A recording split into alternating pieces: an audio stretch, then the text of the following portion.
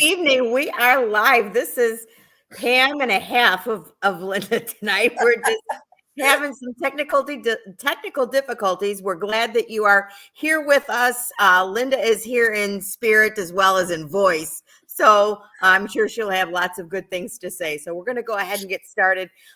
We just want to say that we wanted to get back to doing weekly lives. We're going to be here Wednesday nights at 7 o'clock. Sometimes it'll be more formal, sometimes it won't. So bring any questions that you might have, type them in the chat, and we can address those. Tonight, we just completed a blog post on why won't my parents, listen to me? And that comes up, and Linda and I get that a lot. You notice some things going on in your parents' home. You see some red flags. See things that maybe aren't quite right, and you say something to your parents and you get the proverbial, everything's fine, I don't need any help. So tonight we're just going to spend a few minutes reviewing the information that we shared in the blog post. And I will put the blog post in the chat so that you'll be able to see that. But Linda, while I do that, do you want to get us started and just share a little bit about what some of the dynamics are? Why are our parents hesitant to want to take our advice or listen to us? Because we're the children. We are the children. And throughout the lifespan of living with our parents or growing up with our parents, some of us are in our 30s, 40s, 50s, or 60s. They are still our parents. And there is still the dynamic of a parent-child relationship. So the dynamic was that the parents would state something and the child would listen. And that would carry on into adulthood. And I can remember my mom saying, just because you're 30, I'm still your mother, and you still need to listen to what I have to say. So that dynamic doesn't change as they get older. And I think it actually becomes more challenging as our parents age, because we notice the decline and they are resistant to admit that they are declining because they have been independent and they have been the parent. And how dare one of their children or all of their children state that they may need help, or that we now need to listen to what they have to say because they are the wise ones. They are the elder. And that is how the dynamics have been. It was like that for them with their parents. And I'm sure they don't remember those same types of dynamics when their parents were aging and they were trying to assist them. So it just kind of comes full circle. And I think those are some of the challenges that we all face, is that we still have that parent-child dynamic relationship going on throughout our life. So it's hard for them to give up the reins and allow someone else to take charge. And I think, that is so true. And we see it all the time. Excuse me. One of the other things is as we get older, we are very resistant to change.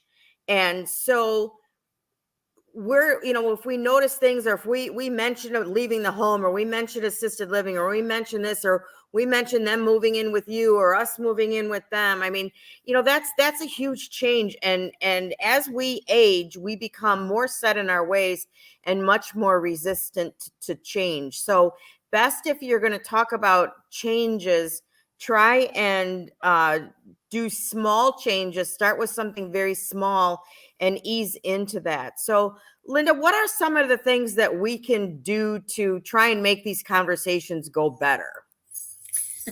Well, maybe never have our parents age is one, but I think what helps us, or what would help the conversation, is that we have an open communication. First, we need to identify what those issues are and bring them up to our parents in a way that is not negative, derogatory, or disrespectful to them in any way.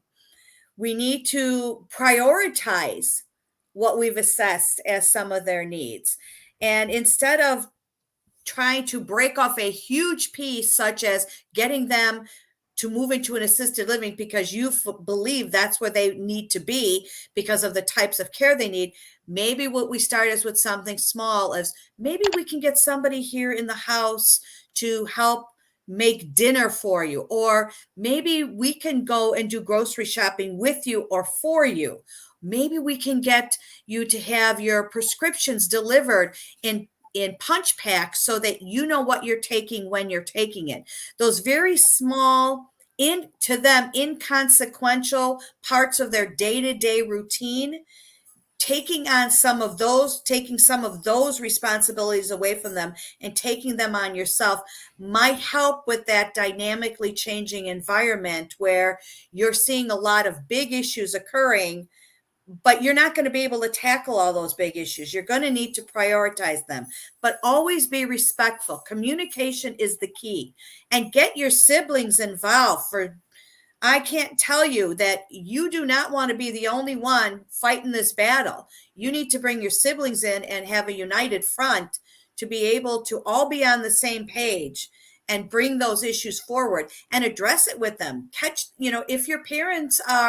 If you're seeing that your parents are in the same clothes for the last 3 days since the last time you were there, then basically what you want to do is make sure that your parents have that you identify this. Mom, I see that you've been in the same clothes for the last 3 days.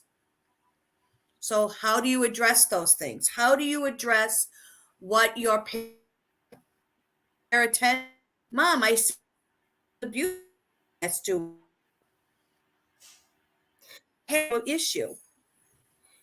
And and Linda is spot on with that. And one of the things that we can also do is, we need to listen to their side of the story.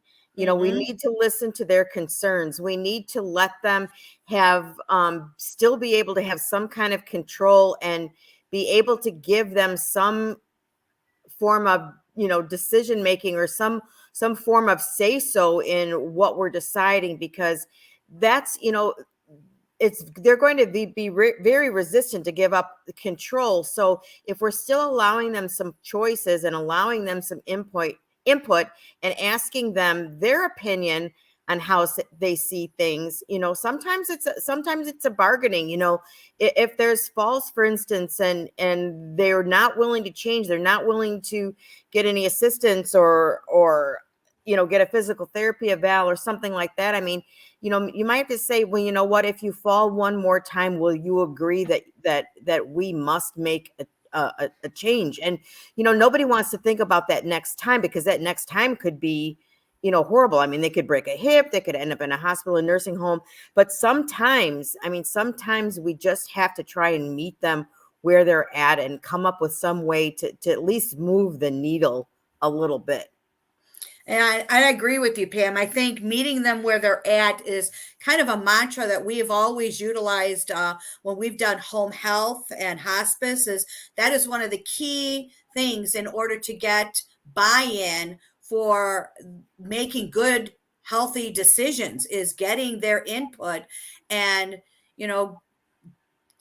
meeting them where they're at and taking what they say to heart and helping them make those decisions and providing recommendations for them in a very positive way and not disrespectful or being defensive or challenging. And it's not about us. And I think that's one thing we always have to remember. And that's why meeting them where they're at is so important, because otherwise sometimes that agenda becomes about us and not necessarily about what their needs are at that point in time.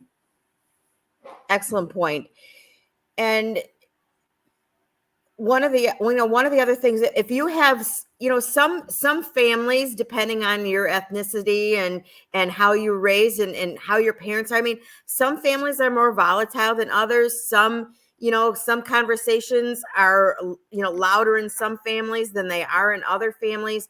And if you find it difficult to try and keep the emotions in check, during these conversations, because once the arguing starts and once, I mean, that just deteriorates so quickly, you're never going to make any progress, because people, both sides are just going to dig in more and more and are going to get stubborn and not budge. So maybe you need to write a letter.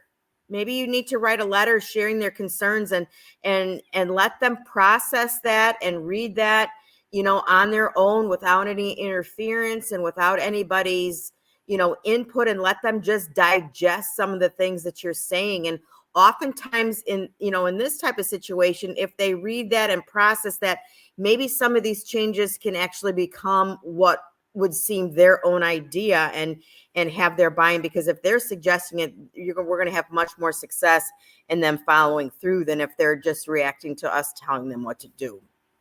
Yeah, that's true. And I think sometimes having maybe an external person come in and talk with them about the things that you've identified, because sometimes things are they listen more, or they become more set when they come from an external professional or an external source versus their children, because to them their children are their children, but yet somebody else, another professional or a social worker or a nurse advocate, but somebody else having that information coming from somebody else, it might actually sink in or set in. Because I can tell you from my parental units, my mother will listen to the doctors before she'll listen to her daughters, who are healthcare professionals.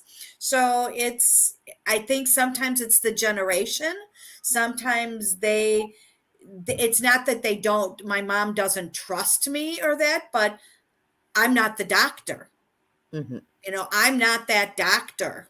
So, or my sister's not that doctor. So I think sometimes I think it's hard for them because of the era they came from. The doctor's word was gospel. There was no challenging it or asking for other opinions. The doctor's word was gold. And that's very, very true. And even across the board, not even with our parents. I mean, even you look at your spousal relationship, you look at your work relationship, you look at other relationships, and I don't know why we're wired that way, but sometimes we're more willing to listen to some third party stranger, someone that we don't know very well. And all of a sudden, they could say the same thing. We're like, oh gosh, so-and-so said this. Well, that must be true, when we've been telling them the same thing over and over. So I don't know why we're wired that way. But so yeah, so I agree with Linda 100%. Sometimes that third party coming in, and like Linda said, it's a great time for a nurse advocate to get involved with the family. And as advocates, we do a lot of mediation. We try and bring both sides together and in a very gentle way, so that we can come to some kind of the family can come to some kind of agreements and decisions. But just having someone there to make sure that both sides are being heard is one of the things that we can do to help. Yeah, and I think it takes the pressure off of the family to be those caregivers and those advocates, and feeling like they're not making the right decisions in regards to their parents.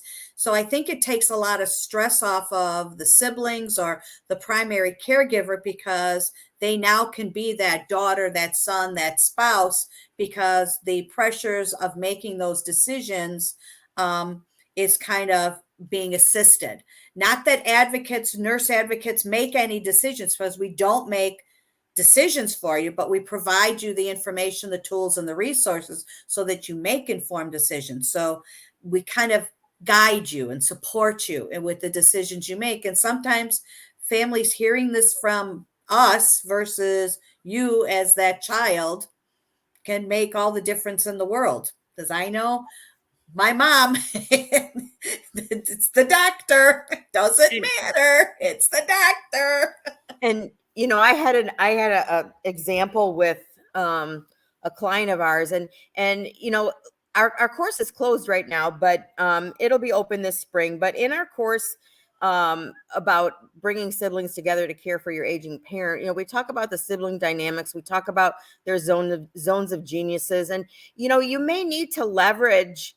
You may need to leverage one of your siblings or an aunt or an uncle, one of their brothers or sisters or something that might have the relationship with them that they might listen to, and people can't take that personally, but they just may listen to someone else more than others. And this example that I had, it was so frustrating to the daughters, because there was 2 daughters and 2 sons, and the 2 daughters, they were doing, I mean, they were doing the legwork. They were doing the personal cares. They were doing the shopping, the housekeeping. They were doing all the physical cares.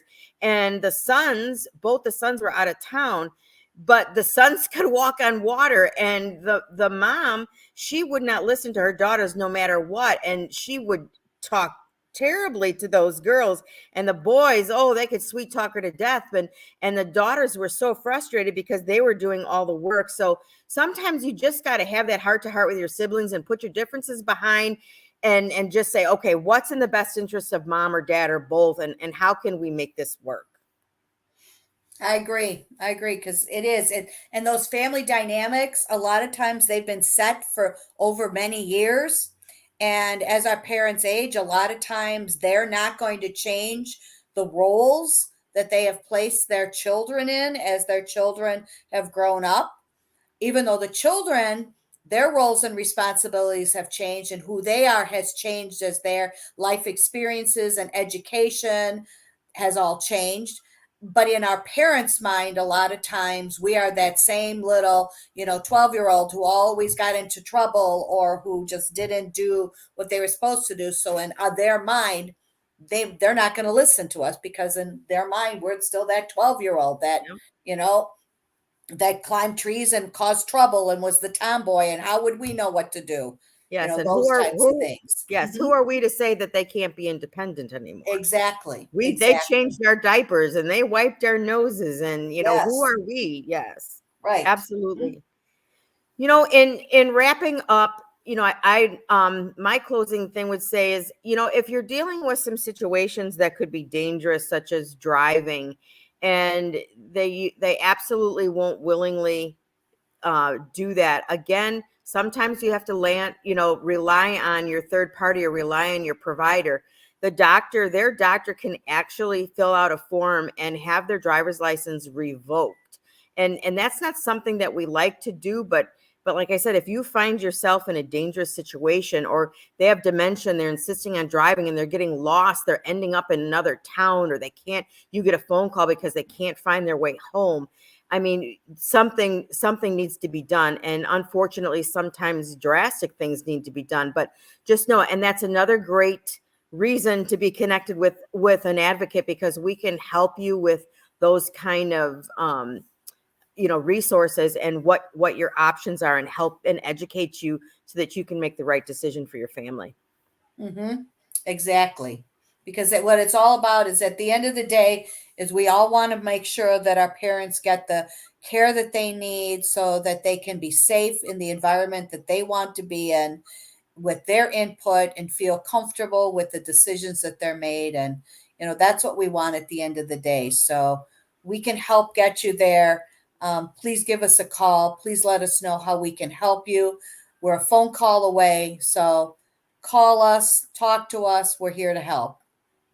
Yeah, and I'm going to go ahead and just drop our website in the chat, and you can reach out to us, and our phone number. Everything is right on the website, so feel free to reach out and ask us any questions that you might have.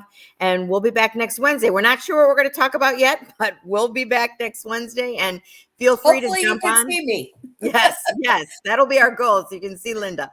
And bring some questions. We'd love to be able to address some of your questions and help you out. So we will see you next week.